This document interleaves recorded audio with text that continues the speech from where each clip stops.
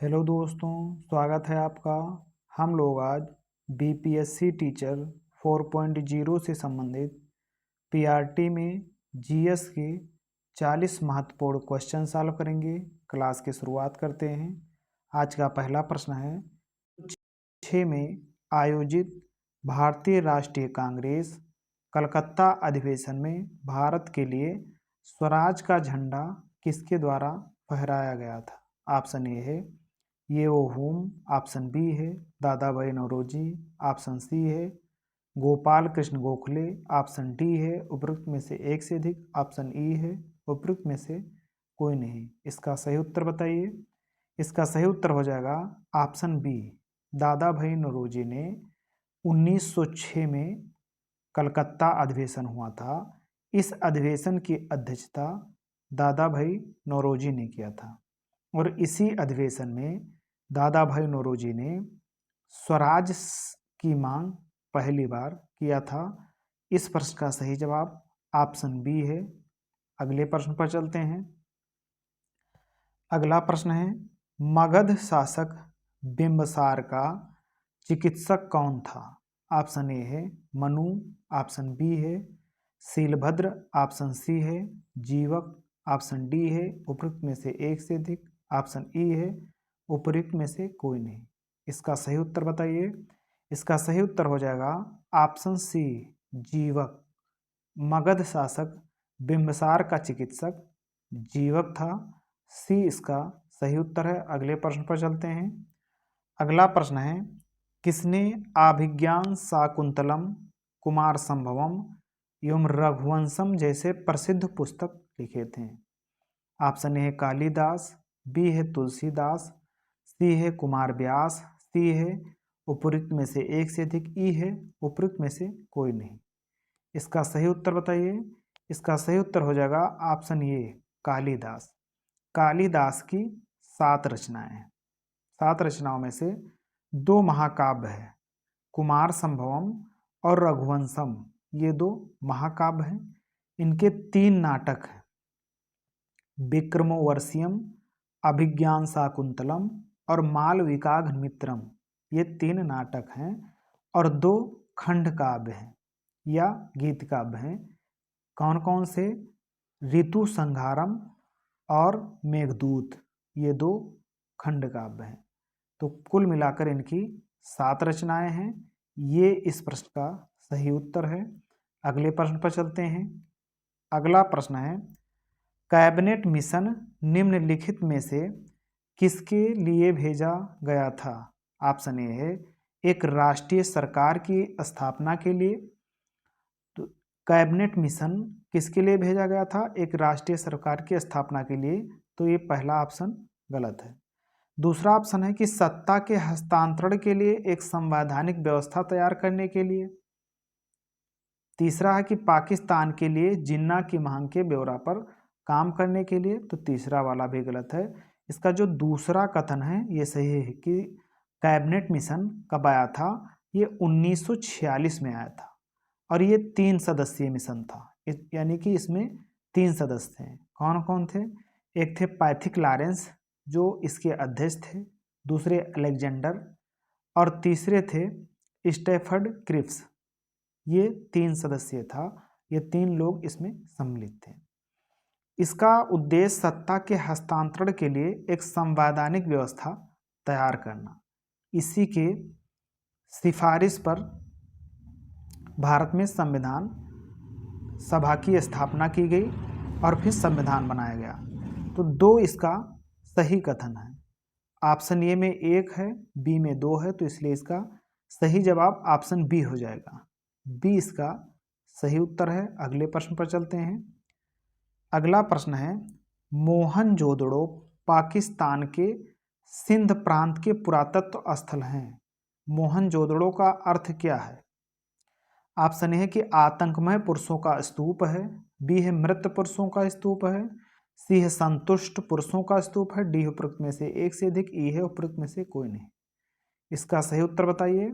इसका सही उत्तर हो जाएगा कि मोहनजोदड़ो का मतलब है मृत पुरुषों का स्तूप या मृतकों का टीला।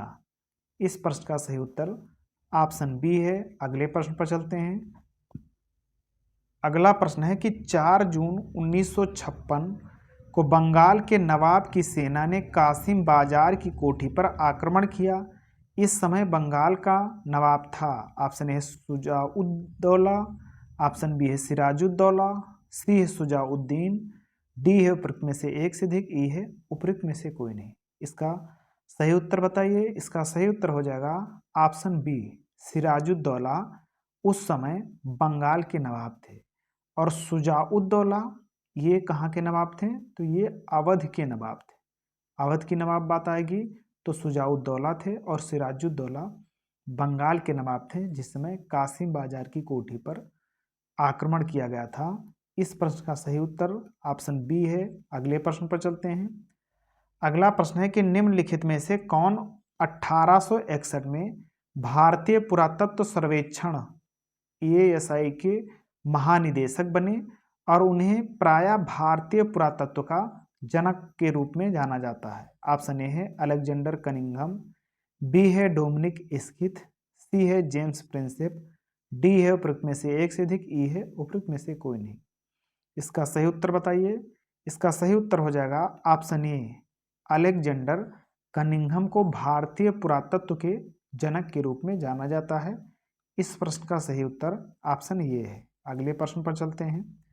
अगला प्रश्न है सुखदेव भगत सिंह राजगुरु को किस तारीख को फांसी दी गई? ऑप्शन ए है 4 मार्च 1931, ऑप्शन बी है 12 नवंबर 1930, सी है 23 मार्च 1931, डी है उपरोक्त में से एक से अधिक, ई है उपरोक्त में से कोई नहीं। इसका सही उत्तर बताइए। इसका सही उत्तर हो जाएगा ऑप्शन सी, 23 मार्च 1931 को भगत सिंह, सुखदेव और राजगुरु इन 3 लोगों को फांसी दी गई थी। कहाँ पर फांसी दी गई थी? लाहौर सेंट्रल जेल था, वहीं पर इनको फांसी दी गई थी। किस केस में फांसी दी गई थी? तो इन तीनों ने मिलकर सैंडर्स की हत्या कर दी थी, जिसे लाहौर षड्यंत्र कहा गया। लाहौर षड्यंत्र केस में इन तीनों को कहाँ पर फांसी दी गई थी? लाहौर सेंट्रल जेल में। इस प्रश्न का सही जवाब ऑप्शन सी है, 23 मार्च 1931। अगले प्रश्न पर चलते हैं। अगला प्रश्न है कि निम्नलिखित में से कौन चोल राजवंश का संस्थापक था? ऑप्शन ए है राजेंद्र प्रथम, बी है राजेंद्र तीसरा, सी है विजयालय, डी है उपरोक्त में से एक से अधिक, ई है उपरोक्त में से कोई नहीं। इसका सही उत्तर बताइए। इसका सही जवाब हो जाएगा ऑप्शन सी, विजयालय ने चोल राजवंश की स्थापना किया था। इस प्रश्न का सही जवाब ऑप्शन सी है। अगले प्रश्न पर चलते हैं। अगला प्रश्न है कि भारत के किस नगर को मध्यकाल में सिराज ये मशरिक यानी कि पूरब का सिराज कहा जाता था? ऑप्शन ए है आगरा, बी है जौनपुर, सी है लखनऊ, डी है उपरोक्त में से एक से अधिक, ई है उपरोक्त में से कोई नहीं। सिराज ये हिंद या पूरब का सिराज जौनपुर को कहा जाता है। इस प्रश्न का सही जवाब ऑप्शन बी है। जौनपुर की स्थापना किसने किया था? फिरोज शाह तुगलक ने जौनपुर की स्थापना जूना खां, जिसका नाम था जूना खां की याद में जौनपुर की स्थापना किया था फिरोज शाह तुगलक ने। इसे पूरब का सिराज या सिराज ये मशरिक कहा जाता है। बी इसका सही जवाब है। अगले प्रश्न पर चलते हैं। अगला प्रश्न है कि कवि कालिदास के नाम का उल्लेख किसमें हुआ है? ऑप्शन ए है इलाहाबाद स्तंभ लेख में, बी है अल्पादुद्दान लेख में, सी है एहोल अभिलेख में, डी है उपरोक्त में से एक से अधिक, ई है उपरोक्त में से कोई नहीं। इसका सही उत्तर बताइए। इसका सही उत्तर है ऑप्शन बी, एहोल अभिलेख में कालिदास के नाम का उल्लेख है। और जो एहोल अभिलेख है इसमें पुलकेशन द्वितीय के इतिहास का उल्लेख किया गया है। बी इसका सही जवाब है। अगले प्रश्न पर चलते हैं। अगला प्रश्न है फॉरवर्ड ब्लॉक किसके द्वारा स्थापित किया गया था? ऑप्शन ए है सरदार सिंह राणा, बी है सुभाष चंद्र बोस, सी है जयप्रकाश नारायण, डी है उपरोक्त में से एक से अधिक, ई है उपरोक्त में से कोई नहीं। फॉरवर्ड ब्लॉक की स्थापना 1939 में की गई थी। किसके द्वारा? सुभाष चंद्र बोस के द्वारा। बी इसका सही उत्तर है। इस प्रश्न का सही जवाब ऑप्शन बी है। अगले प्रश्न पर चलते हैं। अगला प्रश्न है कि राजा टोडरमल निम्नलिखित में से किस मुगल सम्राट के शासनकाल के दौरान राजस्व मंत्री थे? ऑप्शन ए है हुमायूं, बी है शाहजहां, सी है अकबर, डी है उपरोक्त में से एक से अधिक, ई है उपरोक्त में से कोई नहीं। इस प्रश्न का सही उत्तर क्या है? सी अकबर, यानी अकबर के शासनकाल में राजा टोडरमल राजस्व मंत्री थे। इस प्रश्न का सही जवाब ऑप्शन सी है। अगले प्रश्न पर चलते हैं। अगला प्रश्न है कि डलहौजी की कुछ इकाइयों ने भारत में गंभीर असंतोष को जन्म दिया, जो 1857 ईस्वी के विद्रोह के लिए भी उत्तरदायी रही है। निम्नलिखित में से कौन सी कार्रवाई उसमें से नहीं थी? ऑप्शन ए है राज्य अपहरण नीति, यानी कि 1857 का जो विद्रोह हुआ उसमें से कौन सा कारण नहीं है? तो राज्य अपहरण नीति, यानी जो डलहौजी था ये राज्य हड़प नीति रूल इसका था, तो ये तो सही है। और इसमें जो नहीं है उससे बताना है। बी है रेल तथा तार की शुरुआत की। अब देखिए रेल और तार की शुरुआत तो की, और रेल तार की शुरुआत तो एक अच्छी बात है, तो इससे कोई नुकसान तो होगा नहीं, तो ये कारण नहीं है जिससे 1857 का विद्रोह हुआ हो। तीसरा है कि अनेक शासकों की उपाधियों तथा पेंशन की समाप्ति, यानी कि जो अंग्रेज थे, अंग्रेजों ने जो भारतीय शासक थे उनकी उपाधियां और उनका जो पेंशन था उसको समाप्त कर दिया था, और राज हड़प की नीति कानून लेकर आए थे। ये जो तीनों दिए गए हैं ये तीनों किसके कारण थे? 1857 के विद्रोह के कारण थे। और जो रेल तथा तार की शुरुआत है ये तो अच्छी बात है, तो ये कारण नहीं था, इसमें नहीं पूछा गया, इसलिए इस प्रश्न का सही उत्तर ऑप्शन बी हो जाएगा। अगले प्रश्न पर चलते हैं। यहाँ पर अगला प्रश्न है 1857 के विद्रोह किसके द्वारा प्रथम भारतीय स्वतंत्रता संग्राम के रूप में वर्णित किया गया था? ऑप्शन है वी डी सावरकर के द्वारा, बी है बाल गंगाधर तिलक, सी है आर सी मजूमदार, डी है उपरोक्त में से एक से अधिक, ई है उपरोक्त में से कोई नहीं। 1857 का विद्रोह जो हुआ था इसे प्रथम स्वतंत्रता संग्राम की संज्ञा वी डी सावरकर ने दिया था। इस प्रश्न का सही जवाब ऑप्शन ए है वी डी सावरकर। अगले प्रश्न पर चलते हैं। अगला प्रश्न है दामोदर, कोयल और स्वर्णरेखा नदियां निम्नलिखित में से किससे निकलती हैं? ऑप्शन ए है दक्कन का पठार, बी है सेंट्रल हाईलैंड, सी है छोटा नागपुर पठार, डी है उपरोक्त में से एक से अधिक, ई है उपरोक्त में से कोई नहीं। इसका सही जवाब बताइए। इसका सही उत्तर हो जाएगा छोटा नागपुर पठार। यहाँ पर छोटा नागपुर पठार से 4 नदियां निकलती हैं। कौन कौन सी नदियां? दामोदर नदी, स्वर्णरेखा नदी, कोयल नदी, और यहाँ पर एक नदी और निकलती है। तो इससे यहाँ जो छोटा नागपुर पठार है यहाँ से 4 नदियां निकलती हैं। इस प्रश्न का सही उत्तर ऑप्शन सी है। सी इसका सही जवाब है। अगले प्रश्न पर चलते हैं। अगला प्रश्न है दक्षिण अमेरिका का सबसे बड़ा देश कौन सा है? ऑप्शन ए है ब्राजील, बी है अर्जेंटीना, सी है बोलीविया, डी है उपरोक्त में से एक से अधिक, ई है उपरोक्त में से कोई नहीं। इसका सही उत्तर बताइए। इसका सही उत्तर है दक्षिणी अमेरिका महाद्वीप का सबसे बड़ा देश ब्राजील है।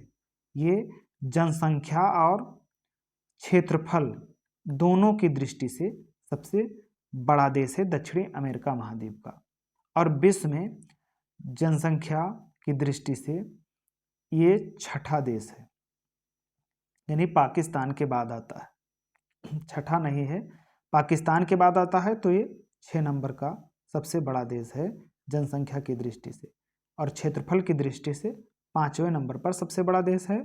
और यहाँ पर दक्षिणी अमेरिका महाद्वीप का सबसे अधिक जनसंख्या और सबसे अधिक क्षेत्रफल वाला देश ब्राजील है। इसका सही जवाब ऑप्शन ए है।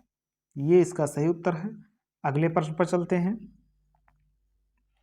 मंगोलिया देश निम्नलिखित में से किस महाद्वीप में स्थित है?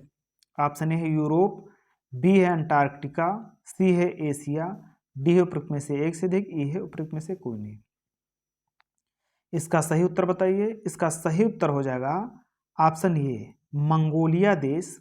यहाँ पर रूस है और रूस के नीचे मंगोलिया है और मंगोलिया के नीचे चीन है।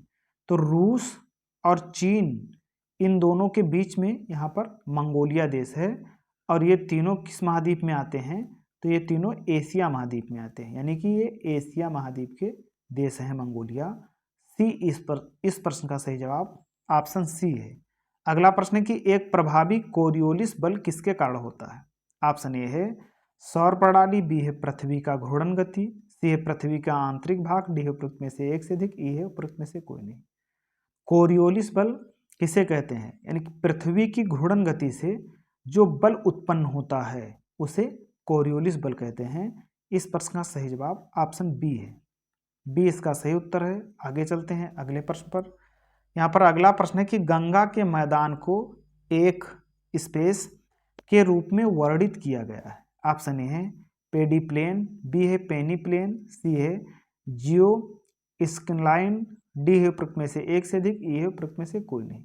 गंगा के मैदान को क्या कहा गया है? इसका सही उत्तर है ऑप्शन सी, जियोसिंक्लाइन।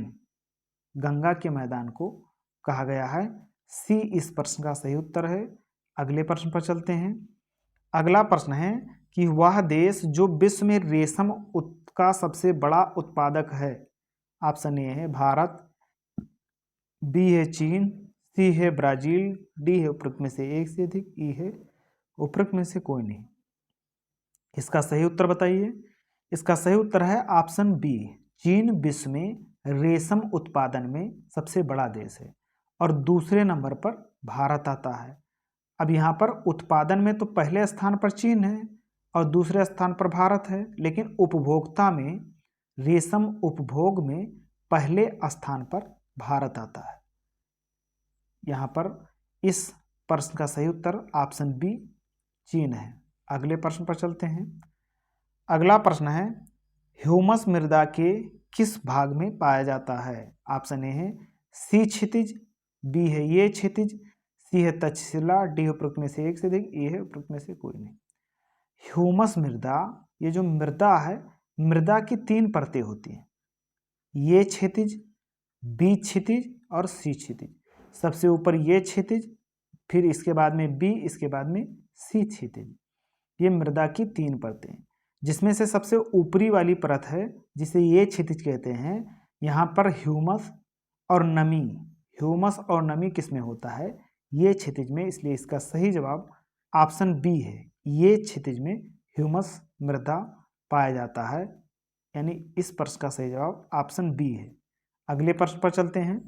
यहाँ पर अगला प्रश्न है कि तमिलनाडु, आंध्र प्रदेश और केरल में पाई जाने वाली किस प्रकार की मिट्टी काजू जैसी फसलों के लिए सबसे उपयुक्त है? ऑप्शन ए है लाल लेटराइट मिट्टी, बी है जलोढ़ मिट्टी, सी है काली मिट्टी, डी है उपरोक्त में से एक से अधिक, ई है उपरोक्त में से कोई नहीं। इसका सही उत्तर बताइए। इसका सही उत्तर है ऑप्शन ए, लाल लेटराइट मिट्टी। कहाँ पर पाई जाती है? तमिलनाडु, आंध्र प्रदेश और केरल में। तो यहीं पर काजू की खेती लाल लेटराइट मिट्टी किस में होती है? इस प्रश्न का सही उत्तर ऑप्शन ए है। अगले प्रश्न पर चलते हैं। यहाँ पर अगला प्रश्न है कि निम्नलिखित में से कौन सा एक मृत ज्वालामुखी है? ऑप्शन ए है फ्यूजियामा, बी है एटना, सी है पोपा, डी है उपरोक्त में से एक से अधिक, ई है उपरोक्त में से कोई नहीं। इसका सही उत्तर बताइए। इसका सही उत्तर है मृत ज्वालामुखी माउंट पोपा है। ये किस देश में है? ये म्यांमार का ज्वालामुखी है। फ्यूजियामा और माउंट एटना ये दोनों सक्रिय ज्वालामुखी है। फ्यूजियामा ये जापान का है और एटना कहाँ का है? इटली का है। तो ये दोनों सक्रिय ज्वालामुखी हैं।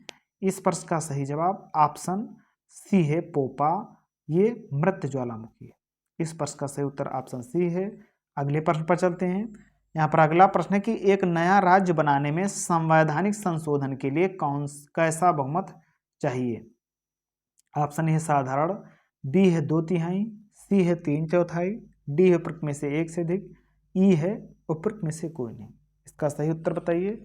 इसका सही उत्तर हो जाएगा ऑप्शन ए, एक नया राज्य बनाने के लिए संवैधानिक संशोधन कैसा होना चाहिए? साधारण संविधान संशोधन के द्वारा नए राज्य का गठन किया जा सकता है। इस प्रश्न का सही जवाब ऑप्शन ये है। अगले प्रश्न पर चलते हैं। अगला प्रश्न है कि निम्नलिखित में से कौन सा ज्वारीय बंदरगाह है? ऑप्शन है तूतीकोरिन, बी है कांडला, सी है चेन्नई, डी है उपरोक्त में से एक से अधिक, ई है उपरोक्त में से कोई नहीं। ज्वारीय बंदरगाह के रूप में कांडला बंदरगाह जाना जाता है। कांडला बंदरगाह है कहाँ? कांडला बंदरगाह यहाँ पर ये गुजरात है, और गुजरात में यहाँ कच्छ है, ये ऊपर वाला जो है कच्छ की खाड़ी है, और कच्छ की खाड़ी में यहाँ पर कांडला बंदरगाह है। कांडला बंदरगाह का दूसरा नाम दीनदयाल उपाध्याय बंदरगाह है। बी इसका सही जवाब है। यह एक ज्वारीय बंदरगाह के लिए ज्वारीय बंदरगाह के रूप में प्रसिद्ध है। अगले प्रश्न पर चलते हैं। अगला प्रश्न है कि भारतीय संविधान में कितने मूल अधिकार और मूल कर्तव्य निर्धारित किए गए हैं? ऑप्शन ए है 6 और 11, बी है 7, 10, सी है 7, 11, डी है उपरोक्त में से एक से अधिक, ई है उपरोक्त में से कोई नहीं। मूल अधिकारों की बात की जाए तो 6 मूल अधिकार हैं और 11 मूल कर्तव्य हैं। 6 मूल अधिकार कौन कौन से हैं? पहला है कि समता या समानता का अधिकार, दूसरा है स्वतंत्रता का अधिकार, तीसरा है शोषण के विरुद्ध अधिकार, चौथा है धार्मिक स्वतंत्रता का अधिकार, पांचवा है शिक्षा और संस्कृति का अधिकार, छठा है संवैधानिक उपचारों का अधिकार।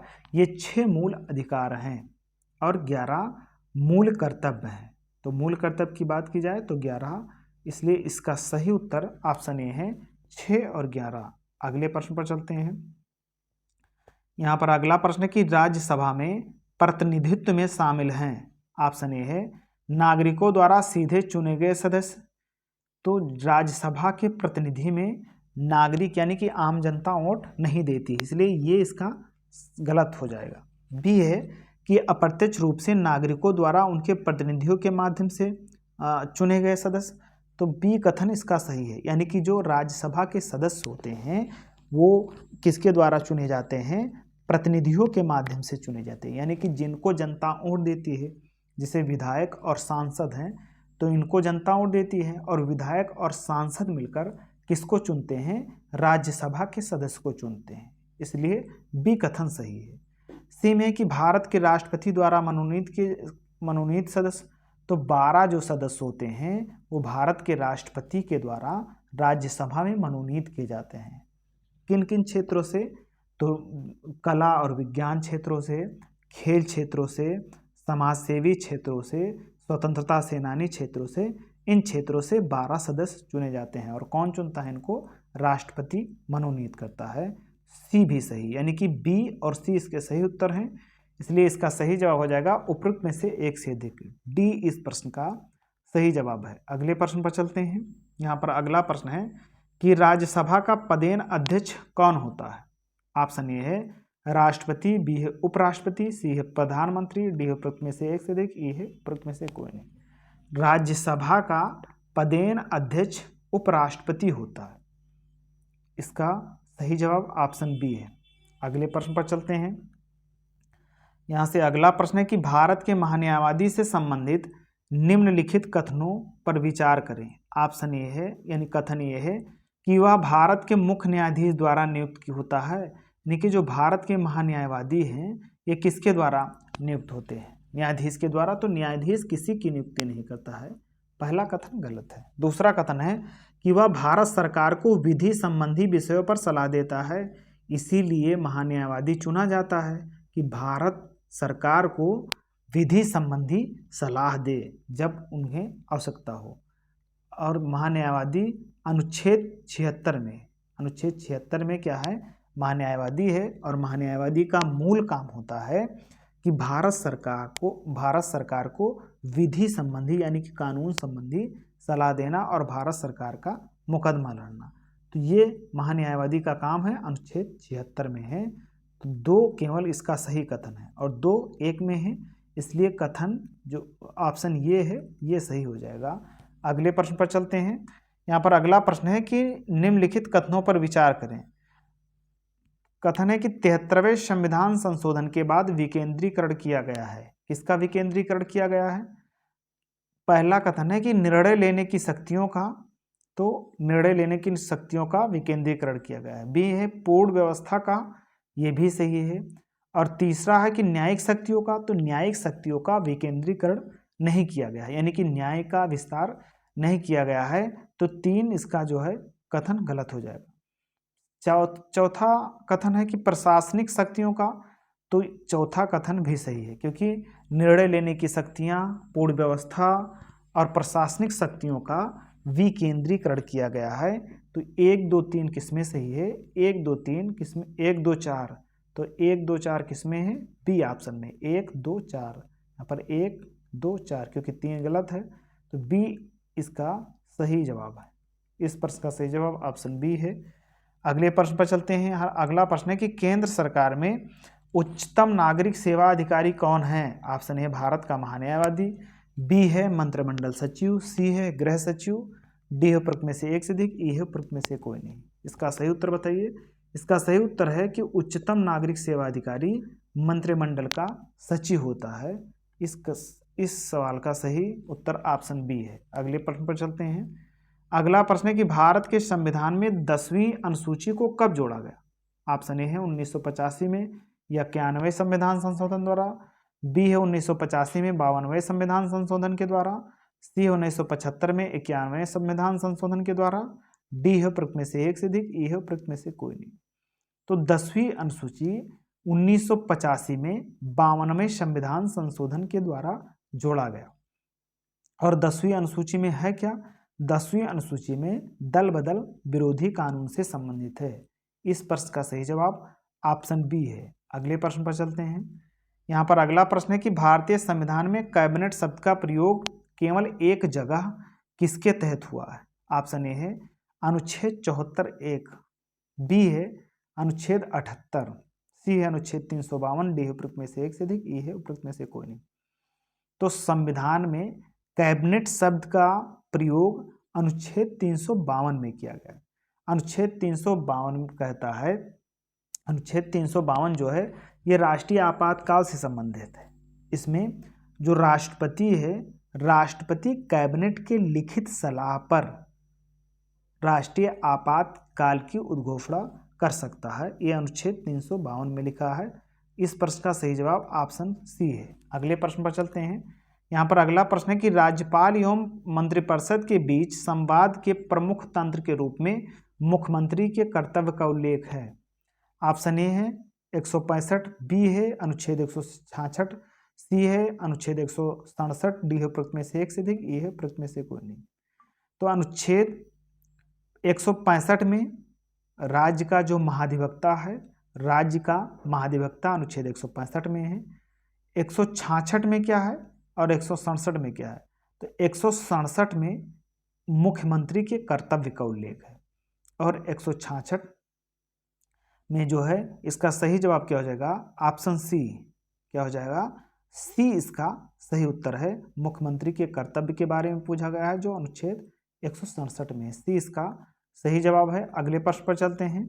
अगला प्रश्न है कि भारत के सर्वोच्च न्यायालय ने किस मामले में संभावित अधिनिर्णय के सिद्धांत को अपनाया है? ये है केहर सिंह बनाम भारत संघ, बी है मिनर्वा मिल्स केस, सी है गोलकनाथ बनाम पंजाब राज, डी है उपरोक्त में से एक से अधिक, ई है उपरोक्त में से कोई नहीं। तो सर्वोच्च न्यायालय ने संभावित अधिनिर्णय सिद्धांत गोलकनाथ बनाम पंजाब राज्य केस में अपनाया है। सी इस प्रश्न का सही जवाब है। अगले प्रश्न पर चलते हैं। यहाँ पर अगला प्रश्न है कि आर्थिक विकास का सबसे अच्छा सूचकांक किसके द्वारा प्रदान किया जा सकता है? ऑप्शन है मौजूदा कीमतों पर राष्ट्रीय आय में वृद्धि, बी है प्रतिवर्ष प्रति व्यक्ति वास्तविक आय में वृद्धि, सी है बचत अनुपात में वृद्धि, डी है उपरोक्त में से एक से अधिक, ई है उपरोक्त में से कोई नहीं। इसका सही उत्तर बताइए। इसका सही उत्तर हो जाएगा ऑप्शन बी, प्रतिवर्ष प्रति व्यक्ति वास्तविक आय में वृद्धि। ये आर्थिक विकास का सबसे अच्छा सूचकांक है। बी इसका सही जवाब है। अगले प्रश्न पर चलते हैं। अगला प्रश्न है कि प्रधानमंत्री ग्रामीण डिजिटल साक्षरता अभियान कब शुरू की गई थी?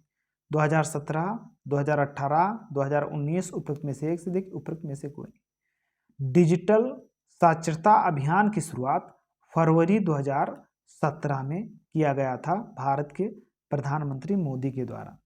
और इसका उद्देश्य जो ग्रामीण लोग थे, ग्रामीण लोगों में कंप्यूटर, स्मार्टफोन, टैबलेट इत्यादि का जो प्रशिक्षण था वो दिया गया था।